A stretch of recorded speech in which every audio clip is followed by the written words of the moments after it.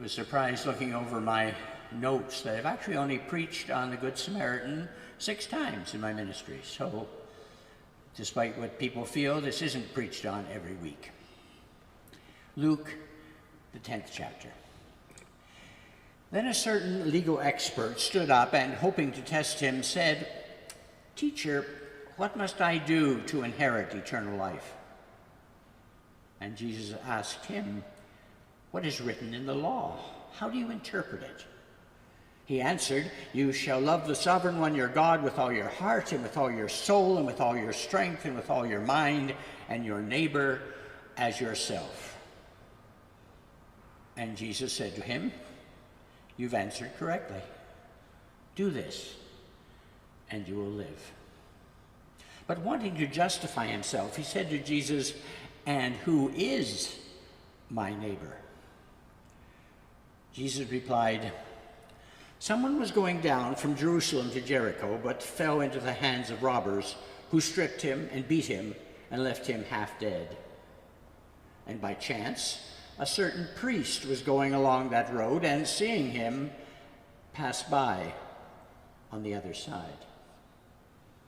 Likewise, a Levite, coming to the place and seeing him, passed by on the other side. But a certain Samaritan was traveling along, and he came to him, and seeing him, was moved by compassion. And he went up to him and bandaged his wounds, bathing them with olive oil and wine. And he put him down on his own animal, brought him to an inn, and took care of him. The next day he took out 2 denarii, handed them to the innkeeper, saying, "Take care of him, and whatever more you spend I will make up to you on my return."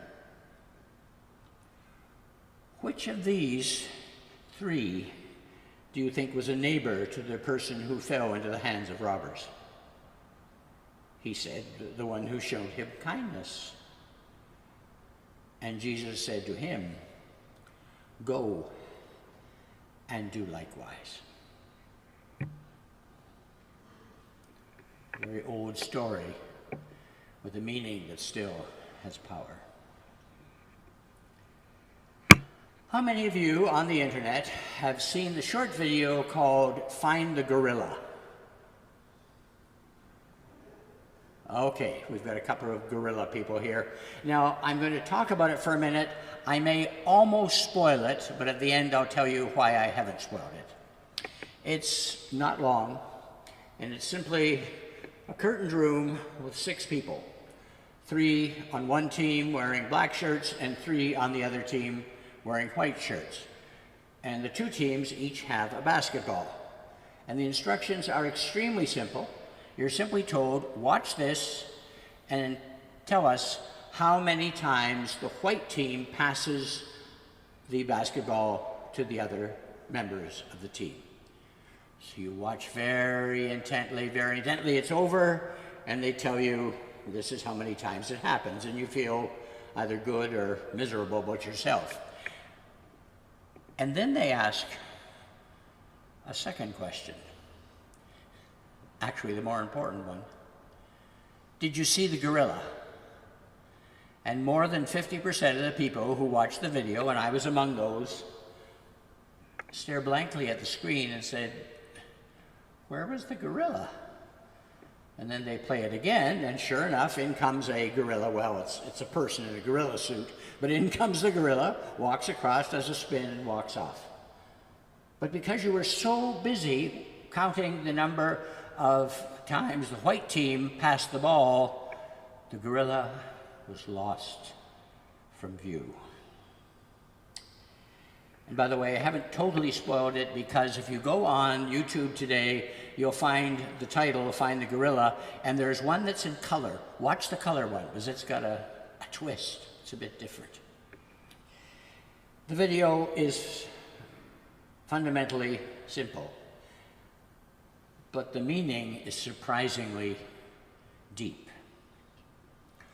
What we concentrate on in life is to a great degree, what determines what we are going to see, what we are going to find, what we are going to discover, and even ultimately what we are going to do.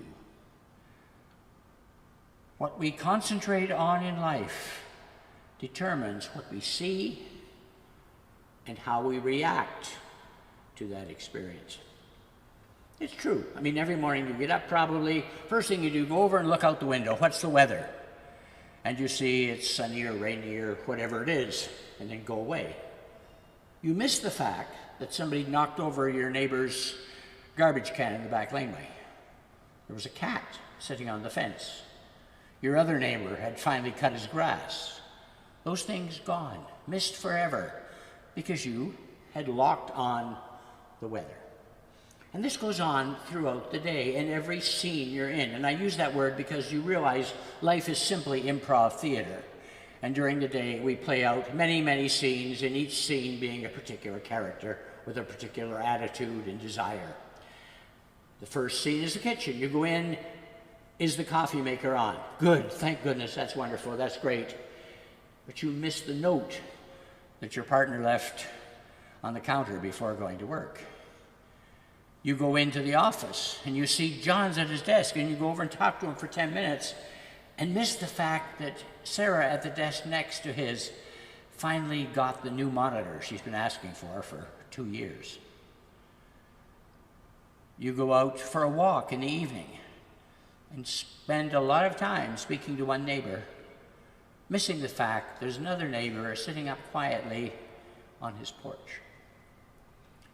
We go through life and we latch on to certain main facts in every scene, and they form what we're going to do. And this is a good way to live. It's quite proper, it gets us through. But at the same time, it also means we're missing an awful lot. There's a lot we don't see. There's a lot we don't notice, and perhaps some of those other details need to be scanned as well in order to get a complete picture of life and what we do in it. And basically, the story of the Good Samaritan is Jesus saying, pay attention to what's going on around you, not just certain things. Try to get as big a picture and as accurate a picture and as meaningful a picture as you possibly can. Someone was going down from Jerusalem to Jericho. Now, we're going to see that road in a minute. There it is. Jerusalem up in the highlands. That's barren country up in the center. And then you're going down the road through a very steep wadi down into the rich lands of the Jordan Valley. Let's have a look at that wadi they walk through. It's called Wadi Kelt. And there it is. It's still desolate. Later, the Romans, by the way, built a new road a few kilometers to the south. But that's it. It winds along the way there, going down into the Jordan Valley. And it is quite lonely, quite hot, quite desolate. And the hills around at that time would have been filled with robber bands and political groups that were trying to throw out the Romans from their country. Now let's put it in more accurate terms. Let's look at the next slide and let's put this into where we are. Now see, right at the bottom of the screen, that's the Calgary Tower. So to imagine this story, you're going to pile 5 Calgary towers, one on top of the other, okay? Some of you are thinking, some of you have already wandered off. But anyway, we've got 5 Calgary towers up there, and that's Jerusalem. And in 27 kilometers, you're going to wind down the valley, right down Center Street, across the fields, and to the point where Township Road 556 comes across in Balzac. That's the route. So you've dropped about a kilometer in that time. And it's winding, and it's lonely, and you're probably a little bit hesitant about walking that road, especially if it's early in the morning or into the evening. Now, in the first slide I showed, if we could possibly go back to that, yes, the next one, no, sorry, just the next one.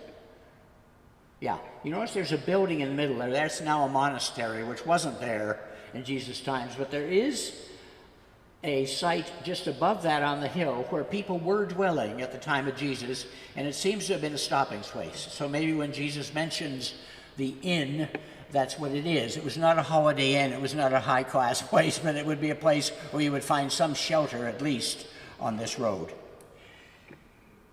Now, the first thing to remember about this story in general, it is not a story about two bad people, the priest and the Levite, versus one wonderful good person, the Samaritan.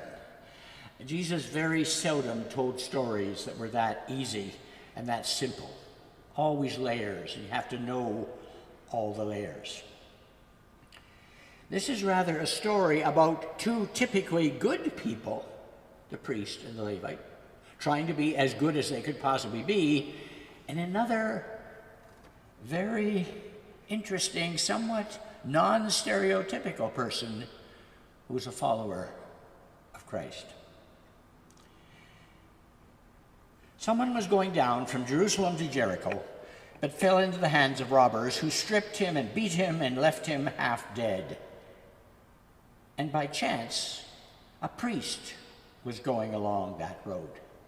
Now, the priest was a person who would know right from wrong. That's almost what defined a priest. His job was to take what was clean and celebrate it, take what was unclean and get rid of it. That's how he carried out the obligations of the temple. The temple was a clean place where things were done properly and in order. And he would know that and follow that and follow the rules of that place to the best of his ability. And what did he see when he came to the site? What he saw was a man by the side of the road who was bleeding out. And that to the priest meant he was unclean. If I go down there and reach over and try to help him in any way, I'm going to get blood on me. I'm going to be unclean. I'm going to go down to Jericho and I'll have no one I can talk to, as people will see me and say, ooh, there's a person who's unclean.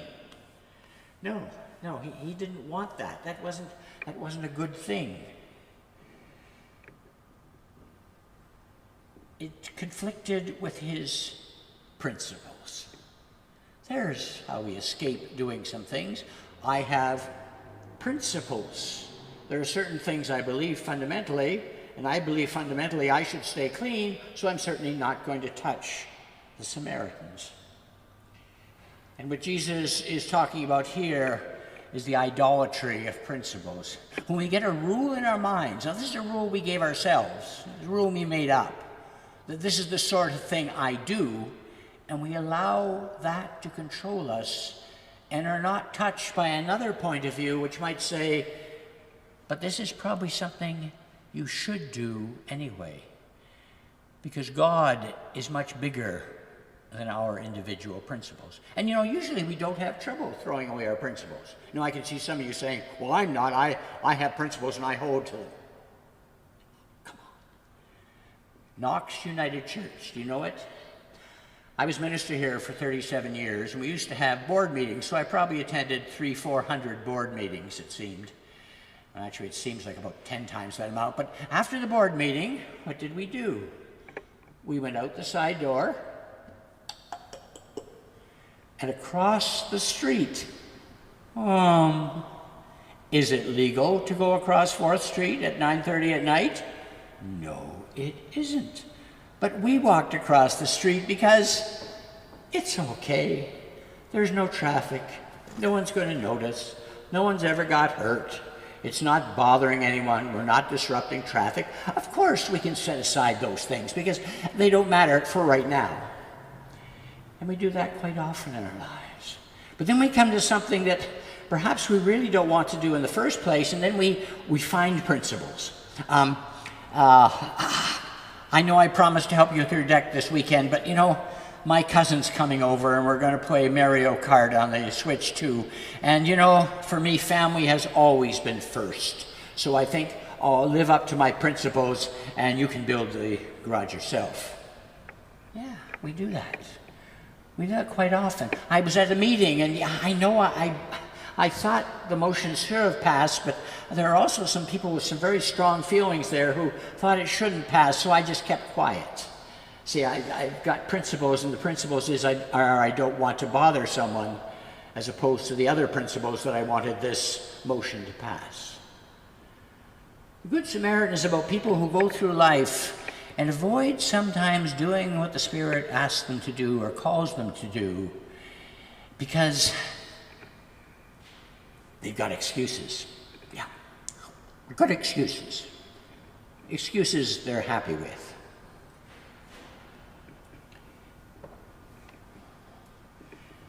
Likewise, a Levite came along. Now, the Levites were the helpers in the temple. They were the ones who set up the worship, made sure everything was out and proper. They're the ones who played the musical instruments, sang the songs, did the teaching. They were key, and they were the organizers. They were the ones that made sure that everything was running and everything was running smoothly. And what did the Levite see when he came along the road? What he saw was an inconvenience. You know, I'm right on schedule. I'll get down to Jericho about 2 o'clock. We'll have the meeting. Maybe I'll stay overnight in the city and come back tomorrow. Everything's running fine. Now, look after this person. You know, I'm going to be late. I'm going to miss the meeting. I'm going to miss giving my presentation. No, I'm just going to move on and see what I can do because, well, it's not in my job description. You know, I'm not the helper. No, I'm the person who gets things done for the temple, and that's what I'm doing. I'm here because I'm getting things done as my job description says I should get them done, and if I take time out to do this, I just won't do it.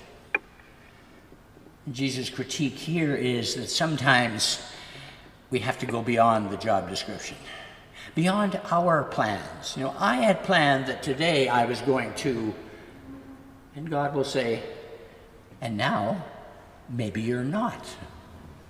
And I think both these people probably had a common theme in their thinking, and that is, and I'm watching the smiles as I say this, we've all done this, there's someone else could do it. There's someone behind me. I turned around a few minutes ago, and there's someone coming down the road right there behind me.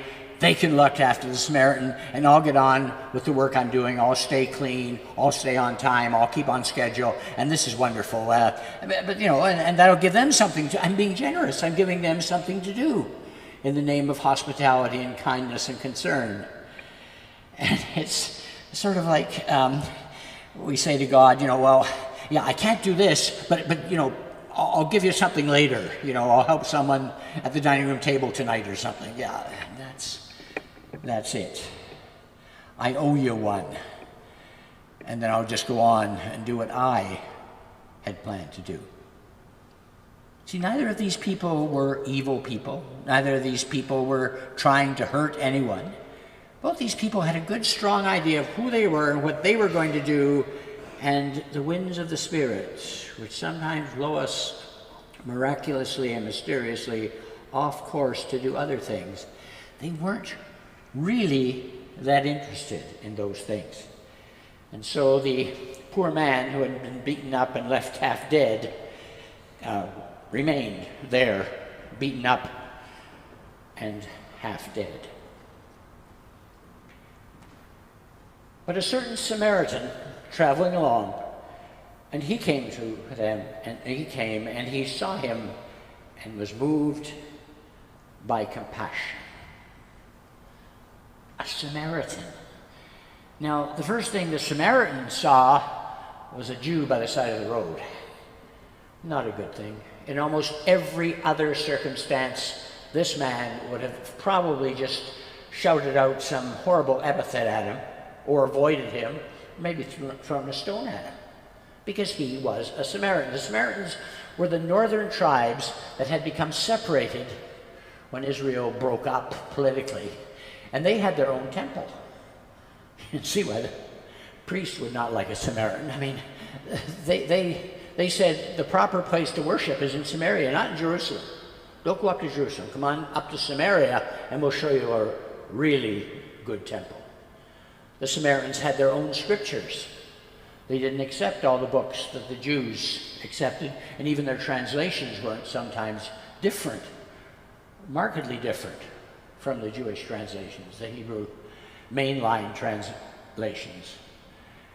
And finally, they had rites and ceremonies that the people in the South just did not like. These were not people you'd want to have anything to do with. So this Samaritan comes along, and of the three, this one probably had the greatest reason not to help. This is the enemy. This is the person I don't like, and he doesn't like me particularly. But what did he see? He didn't see a Jew lying beaten up at the side of the road. He saw a human being who was hurt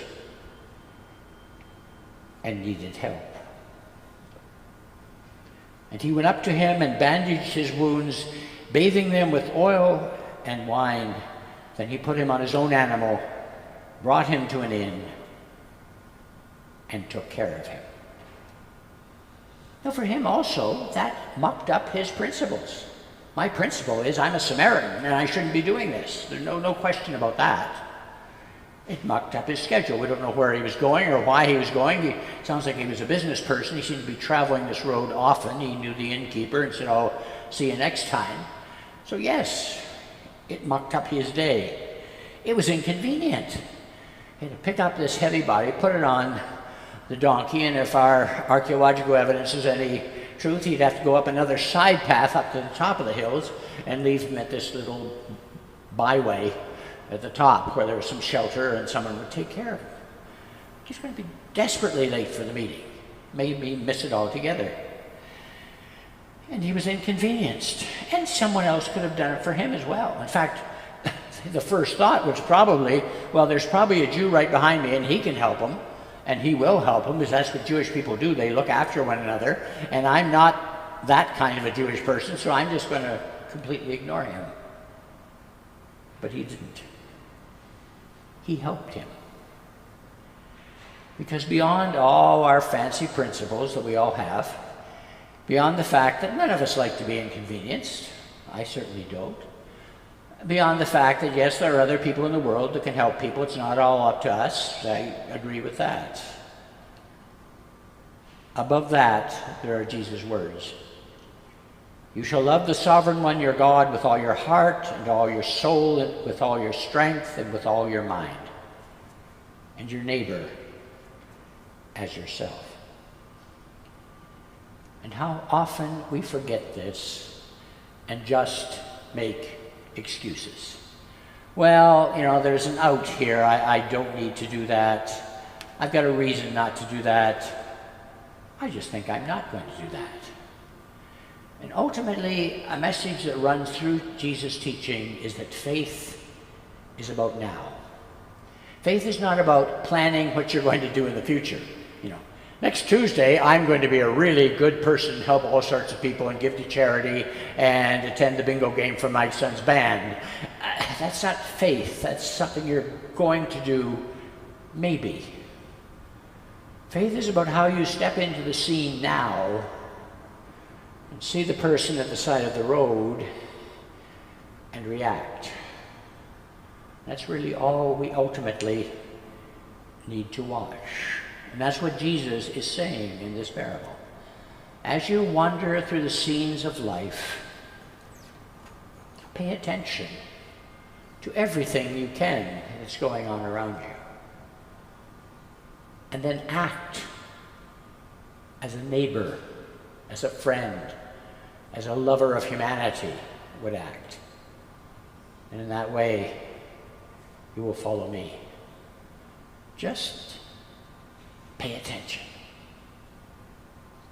And for this message, thanks be to God.